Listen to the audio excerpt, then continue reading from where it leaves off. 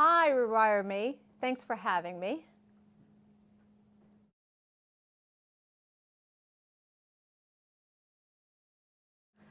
The people who are most at risk have high blood pressure, diabetes, valvular disease, or a prior heart attack. And the most common symptoms I hear are that the patients have shortness of breath and a cough. The shortness of breath and cough have lasted for weeks, sometimes months. And they've attempted often to actually take antibiotics because they thought maybe it was pneumonia. And in fact, it didn't make them feel any better. And often they'll also take steroids because they think maybe it's asthma, but in fact it's not. And so a shortness of breath and a cough that persists despite just regular treatments should make you think that maybe it's a heart condition.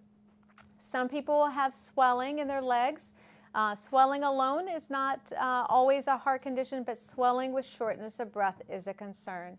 And the same is true for actually belly discomfort. If your belly hurts and you're short of breath, you should actually think about a heart condition.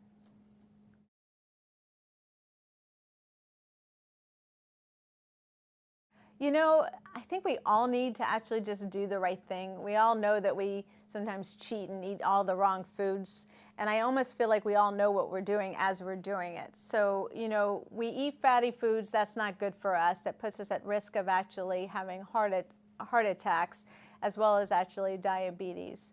And we need to actually exercise more. Exercise actually reduces blood pressure and can improve cholesterol.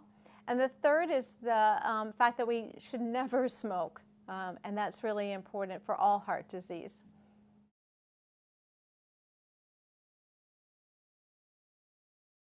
I think the very first would be to remember to always kind of take care of yourself. I think we tend to actually take care of others, and we need to actually make the time to actually eat better, exercise, sleep right. All of those things are very important to actually taking care of yourself. The second is that if you develop symptoms that are not going away and they reoccur, you really should seek medical attention. Don't forget to go see a medical provider. And the third is that you need to know you're not alone. Women tend to actually think this should not happen to them. And if you get depressed, that's understandable. And there are definitely organizations out there that can help. WomenHeart.org is one of those organizations that can provide educational material as well as emotional support groups such as peer group, one-on-one, and virtual support.